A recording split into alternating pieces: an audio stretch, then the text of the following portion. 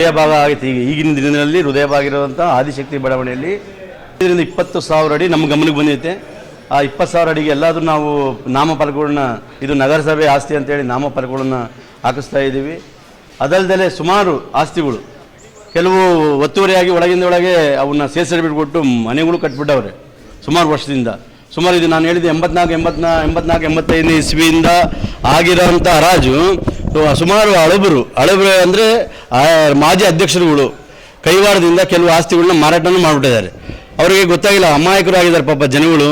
ಆ ಜನಗಳು ಅಮಾಯಕರಾಗಿರೋದ್ರಿಂದ ಅವರಿಗೆ 2-3 ಬದಲಾವಣೆ ಮಾಡಿಬಿಟ್ಟಿದ್ದಾರೆ. ಏನೋ ಕೈ ಬದಲಾವಣೆ ಅಂದರೆ ಅವನಿಂದ ಇವನಿಗೆ ಕೊಡಿಸೋದು, ಇವನಿಂದ ಅವನಿಗೆ ಕೊಡಿಸೋದು. ಹಾಗಾಗಿ ಜನಗಳು ನಂಬಿ ಕೆಲವರು ತಗೊಂಡೆ. ನಾನು ಜನಗಳಿಗೆ ವಿಶೇಷವಾಗಿ ಹೇಳೋದಂದರೆ ಆದಿಶಕ್ತಿ ಬಡಾವಣೆಯಲ್ಲಿ ಯಾರು ದಯಮಾಡಿ ಕೂಲಂಕುಷವಾಗಿ ನೋಡಲಾರ್ದ ಡಾಕ್ಯುಮೆಂಟ್ಸ್ ನೋಡೋದು ಯಾರು ತಗೋಬಿಡ್ರಿ ಅಂತ ನಿಮ್ಮ ಮುಖಾಂತರ, ಈ ಮಾಧ್ಯಮ ಮುಖಾಂತರ ಜನಗಳಲ್ಲಿ ಬೇಡ್ಕೊಳ್ತೀವಿ. ಯಾಕಂದರೆ ಪಾಪ ನಮ್ಮ ಚಿತ್ರದುರ್ಗ ನಗರದಲ್ಲಿ ನಗರಸಭೆಯಿಂದ ಬಂದಂಥ ಆಸ್ತಿಗಳು ಯಾರೂ ಕೈ ಹಾಕಬೇಡಿ. ಎಲ್ಲ ಮೋಸ ಮಾಡಿ ನಿಮಗೆಲ್ಲ ಜನಗಳಿಗೆ ಟೋಪಿ ಹಾಕೋ ಕೆಲಸ ಮಾಡ್ತಿದ್ದಾರೆ. ಇನ್ನು ಮುಂದೆ ಏನಾದರೂ ಮಾಡ್ಬೇಕಾದ್ರೆ ಯೋಚನೆ ಮಾಡಿ ಕೈ ಹಾಕಿ ಮೂಲ ಯಾವುದಿನ ನೋಡ್ಕೊಳ್ಳಿ.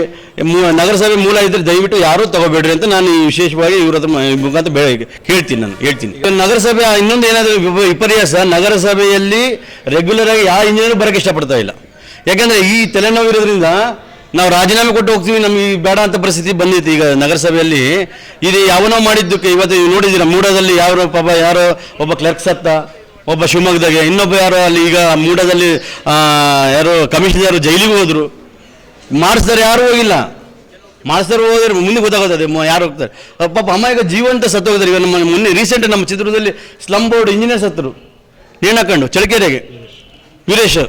ಇವೆಲ್ಲ ಯಾಕೆ ಅಂದರೆ ಜನಗಳು ಒತ್ತಡದಿಂದ ಏನೋ ಮಾಡಿರ್ತಾರೆ, ಅಧಿಕಾರಿಗಳು ನಮ್ಮ ರಾಜಕೀಯ ಒತ್ತಡದಿಂದ ಮಾಡಿರ್ತಾರೆ. ಆಮೇಲೆ ಅದನ್ನು ಜೀರ್ಣಿಸ್ಕೊಳ್ಳೋಕ್ಕೆ ಆಗ್ತಿಲ್ಲ, ಆನ್ಸರ್ ಮಾಡೋಕ್ಕೂ ಆಗೋದಿಲ್ಲ, ಅಂಥ ಪರಿಸ್ಥಿತಿ ಬಂದಿದೆ. ಹಾಗಾಗಿ ಪಾಪ ಅಮಾಯಕರಾಗ್ತಾರೆ ಜನ. ನಾವು ಹೇಳೋದಷ್ಟೇ, ನಾವು ಯಾವುದೇ ಒಂದು ಸೈಟ್ಗಳನ್ನ ತಗೋಬೇಕಾದ್ರೆ ನೀವು ಪೂರ್ಣಶವಾಗಿ ಯಾರು ಓನರು, ಎಲ್ಲಿಂದ ಬಂತು ವಿಶೇಷವಾಗಿ ತಿಳ್ಕೊಂಡು ಮುಂದುವರಿಬೇಕಂತ ನಾನು ಹೇಳ್ತೀನಿ. ಈ ಮುಖಾಂತರ ನಿಮಗೆ ತಿಳಿಸೋಕೆ ಜನಗಳು ನಗರಸಭೆ ಚಿತ್ರದುರ್ಗ ವತಿಯಿಂದ ಹೇಳ್ತಾ ಇದ್ದೀನಿ. ನಾವು ಹೋರಾಟ ಮಾಡಿ ಇದು ನಾವು ಲೋಕಾಯುಕ್ತರ ಮುಖಾಂತರ ಒಂದು ಅರ್ಜಿ ಕೊಟ್ಟು ಅವ್ರಿಗೆ ಒಂದು ಕಂಪ್ಲೇಂಟ್ ಮಾಡ್ತಾ ಇದ್ದೀವಿ. ಈ ಥರ ನೀವು ಎಲ್ಲಿ ಕೂಲಂಕುಷವಾಗಿ ಎಲ್ಲಿ ಪರಿಗಣಿಸಬೇಕು ಇವನ್ನೆಲ್ಲ ಕಂಡುಹಿಡಿದು ಜನಗಳು ನಮ್ಮ ನಗರಸಭೆ ಆಸ್ತಿ ಉಳಿಸ್ಕೊಡ್ಬೇಕಂತೇಳಿ ಒಂದು ಲೋಕಾಯುಕ್ತ ದೂರು ಸಮೇತ ಕೊಡ್ತಾ ಇದ್ದೀವಿ. ಒತ್ತುವರಿ ಆದಂಗೆ ಹೇಳ್ಬೇಕಂತ ಸುಮಾರು ನಮ್ಮ ನಗರದಲ್ಲಿ ಒಂದು 30-40 ಸಾವಿರ ಅಡಿ ಹೋಗ್ಬಿಟ್ಟಿದೆ. ಅದು ಹೋಗಿದೆ. ಈಗ ಇರೋದು ಒಂದು 45 ಸಾವಿರ ಅಡಿ ಇರ್ಬೋದು ನಾವು ಗುರುಸ್ದಂಗೆ. ನನ್ನ ವಾರ್ಡಲ್ಲಿ 33ನೇ ವಾರ್ಡಲ್ಲಿ 34ನೇ ವಾರ್ಡಲ್ಲಿ ಸುಮಾರು 10,000 ಅಡಿ ಇದೆ. 10,000 ಅಡಿ ನಾನು ತೋರಿಸ್ತೀನಿ, ಬನ್ನಿ ಬೇಕಾದ್ರೆ. ಅಷ್ಟೊಂದು ಜಾಗ ಇದೆ ನಮ್ಮಲ್ಲಿ, ಇನ್ನೂ ಜಾಸ್ತಿ ಇದೆ. ನಿಮ್ಮಲ್ಲಿ 35 ಇನ್ನೂ ಜಾಸ್ತಿ ಇದೆ ನಗರಸಭೆ ಆಸ್ತಿಗಳು. ಅವನ್ನ ಗುರುತಿಸಿ ನಾಮಫಲಕ ಹಾಕೋದೇ ನಮ್ಮ ಈ ಆಂದೋಲನ.